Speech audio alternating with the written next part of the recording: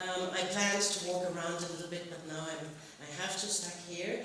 So I titled Experience Make the Difference, and I want to invite you to think with me a little bit out of the box today about resonance. Kirsi asked me when she invited me what inspires me from the research from the last years, and I told her immediately that a guy named Brözel catched my awareness some years ago because he wrote a book about the relation of us all to the world, and that our system is, let's say, ill because we are in a bad relation with our world. We are in a bad relation with us, and we are in a bad relation with our world. We don't feel it anymore. So I would like to talk a little bit about resonance, and I would like to talk about communication. I will also explain a little bit what this magic roundtable is. Kirsi and me, we have a lot of experience in doing that in the destination camp, which she mentioned in Hamburg. And it is such a great format to talk together. It's a kind of experience of resonance. So let me start with this quote. Tell me and I forget. Show me and I remember. Involve me and I understand. And I can stop here, and we have talked about everything what is in the next 20 minutes. So I think this is the most important thing. If you involve the people in an experience, in doing something, if it is cleaning a beach or if it is serving a good wine, then the people understand what they are doing, then they are in a resonance experience. Resonance experience as a health measure. This is what Kirsi made when we had the first call as a title for me, and I think it is a very good title because it shows if we are going into a resonance, this means that we are open, but that also the other side is open, then we are going to heal ourselves, and we are going to heal our being in this world, being in this system. We are living in multiple crisis times at the moment. We talked about that yesterday with Anna. We heard a lot from Bruce also. Jack mentioned something here in the workshops. We all know that when we open up our systems like Instagram, like Facebook, like the news, we are in multiple crises. And a lot of people, most of the people I know, and most of the people of the planet, I think, because of different backgrounds, but most of us feel overloaded at the moment. Because of the work, the family, the climate crisis, natural crises, politics. We talked a lot about politics in the last days, war, refugees, the whole living conditions. So we feel down. And most of us, we don't feel like we can do something. And the next picture I show you is, on the one hand, a picture that shows the density of this, what we experience at the moment, but it is the internet. It is the communication. It is the density of all the knots that we are connected with. It is a picture of how the communication works, how the information works. It's a picture of the internet. And it feels that it is too dense. But on the other hand, we also like that, to be informed in every minute what is going on this planet. And if I show you the next picture, I think you see the connection. This is a nerve cell. So this means that what we build outside, our information and communication system, is a kind of mirror of that what is inside of us. Our nerve system is built in the same way. We have these knots and we have these connections. It is the same way like the internet is built and how the communication is working. And if we look at the bigger picture, we see this is a picture of the internet. We see that there are more bright areas and more dark areas, so there's more communication, there's more networking, there's a little bit less, people are more involved or less involved. It's the same with our body system. So we have something outside built, which is the same that we have inside. And this is the status quo in November 22. We have an incredible amount of knowledge, means information. We have enough tools to handle this information. We have enough tools to get started. And we are actively searching for ways to deal with it. We heard that yesterday also from Bruce, that he said it's not the time to deal again or any longer. But we still are waiting that something is happening that could be called a transformation. So something really, really new. And why it is like that, I thought that it could be interesting for you to get to know the stages of death from Maria Kübler-Ross.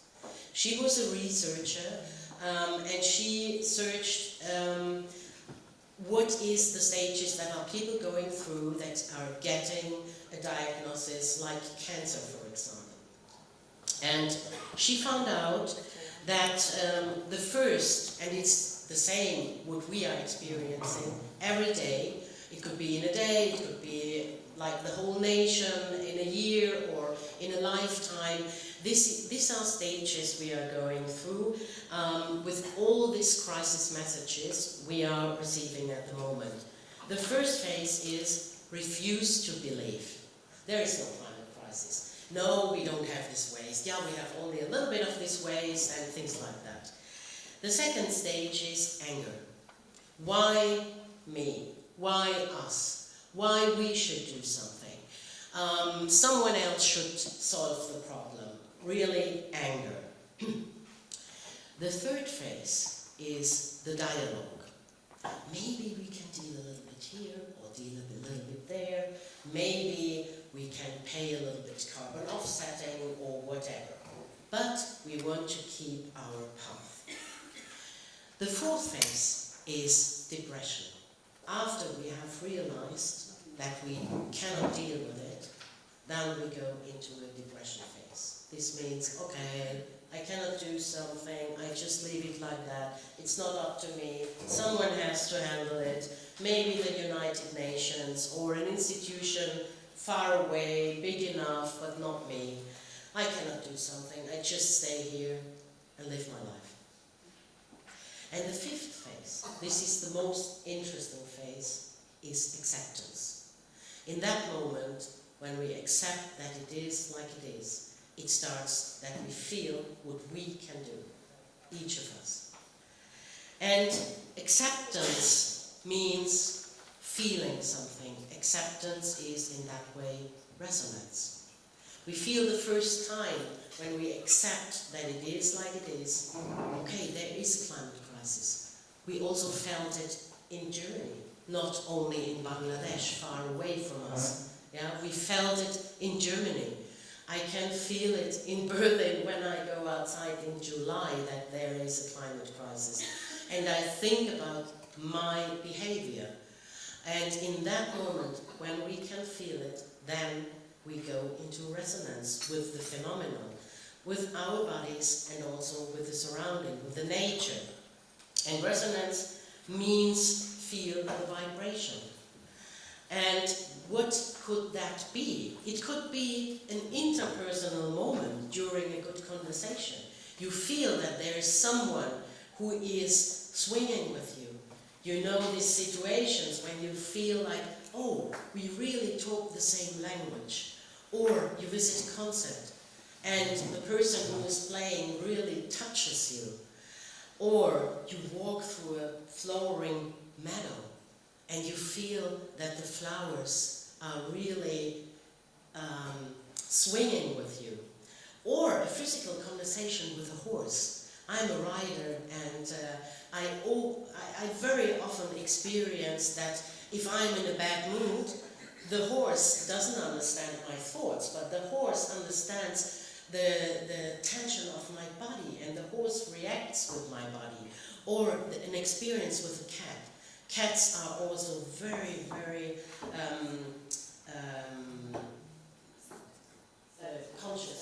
conscious pets that immediately understand how you feel. Or when immersing oneself in a reading, sometimes we read a book and we get really sucked into it, and then we are really touched by that what we are reading. Or in a learning process, sometimes there's one word or there's a situation, and then there's the spark, and then you start understanding what's going on. So I think resonance means there's a space or a person or a situation that really touches me. And if we look now to the travel moments, Ulf said yesterday something about the figures, but if we look at the motives, why people are traveling, it is, since I look in the figures, since the 70s, it's the same. Recreation, away from the everyday life, relaxation, feeling nature.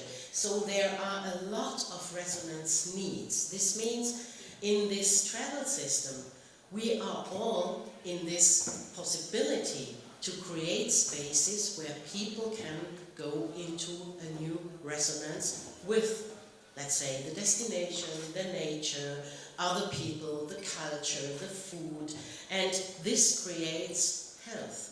Because the people go back into their, let's say, everyday situations, and they feel healthier than before. I found this woman, and I really liked her, because I think it shows that she is in resonance with that which she's hearing. She is playing air guitar. When have you played the last time air guitar to a song that you really like? Yeah? So this is exactly what people are searching when they are traveling. They are searching for a really good experience where they can be in resonance with. And this means that there are two bodies, two people. Or there is the nature and the person. There's the mountain, there's the sea. And I think we are in this comfortable, Anna said we should not call it industry, and I'm completely with Anna at that point. We should call it system. We are in the tourism system, and our business is to open up and create these spaces where the people can dance to an air guitar like that. I would like to share an example with you, what I heard yesterday, and I try, yeah. Talia, yesterday, explained me something and it touched me, and I would like to ask her to share it with you. Yes, please. Yesterday Claudia and I ended up on the terrace, and we spoke a little bit about what I actually do here in Montenegro. Some of you might know me by now. I'm Natalia. I'm part of TIMA. We do the Montenegrin Dolphin Research Project out in the Bay. And after Corona, we had a little bit of a problem, because before Corona, we had some lovely people that always took us out on boat surveys, and we were always able to do these boat surveys. And then, beginning of this year, we needed to find another way to do that, and we ended up hiring the boat tour, one of the boat tour operators here in Tivat. Actually, straight outside here, next to the Regent, is where we live. Of course, these are people that are used to driving through the bay as fast as possible, just getting the tourists from one place to the other place, showing them maybe some of the islands really quickly, and that's about it, what they do. So we needed to teach them how to drive their boats near the dolphins. Go alongside, slow down slowly, don't make any sudden movements, things like that. And one of the times, after about 3 or 4 times we went with them, one of the captains came up to me and he said, "Every single time I'm with you, I see dolphins. I normally never see dolphins. I'm out on the water every single day, and they're never there." I'm like, "No, they're there. But now you see them because you're looking differently. You're driving differently. And I'm actually noticing now that after a while, even when we're on the land survey sites, we can see the boats also acting differently downstairs. Like, we can actually see which boat tour operators now know our rules for the guidelines of dolphin watching. They go alongside, they slow down, and they benefit from it now as well, because the tourists get to see the dolphins, and the tourists love the dolphins. Everybody likes to see a dolphin. Yeah, it's always like that. So, by just getting to actually the boat tour operators, which we didn't think at first that we would actually end up there, also funding reasons. Now we're actually we are also benefiting, they are benefiting, and even the dolphins are benefiting, because by being respectful for the dolphins, they can now actually watch them, which is just amazing. And I love seeing how this is changing, and they're actually teaching other boat tour operators how to do it as well, but without me actually asking them to do this, so that's amazing. And I'm very happy with that. And Claudia, I really like the story, so I hope you do too. Thank you very much, Talia, for sharing that. A really good experience and a really good resonance experience, because she also said that a lot of entities are sharing this experience and benefiting from that. Not only you, but also the captains of the boats, the tourists, and the dolphins. Yeah. So, wow, thanks a lot, therefore. So this was my example and Talia's example from yesterday. Thank you very much. This was the part of the resonance, and I tried to fix this. Thank you very much.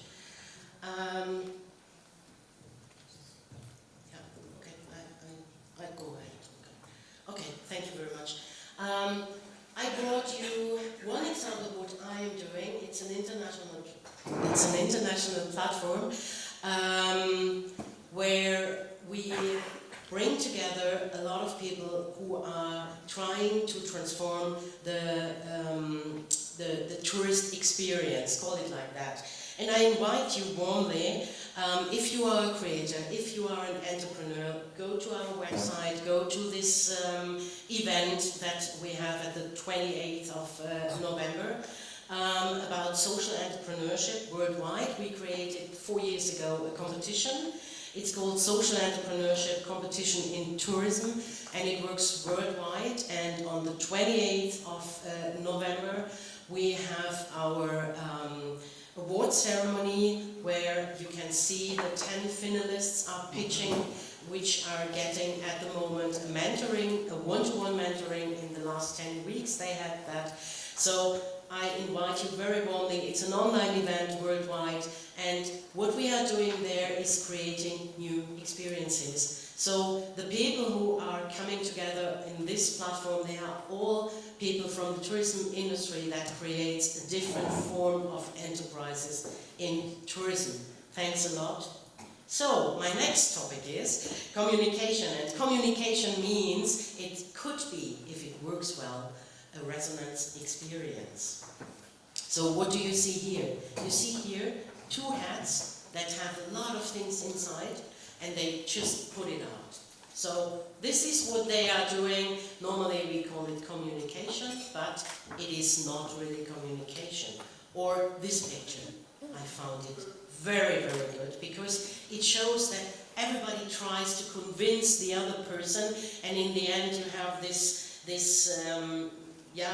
muddled things, these thoughts, and you cannot find a way out, and nobody understood what the other person would like to say.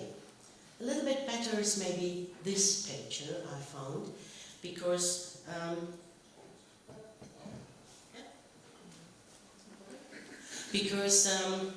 the other pictures were there? Yes. Oh, okay, thank you. Because here you see everybody is sending out bubbles, the white ones, coming from each of the 2 persons, and in the middle there's a red bubble. And there are 3 sticks in this red bubble. It means they found a topic where they met, and each of them is contributing to this topic. So it is kind of okay, we searched a little bit for our topics, but then we found one thing that we can work together with. And I think it's not a secret, but 99% of a good conversation means listening. And this is what we are not used to.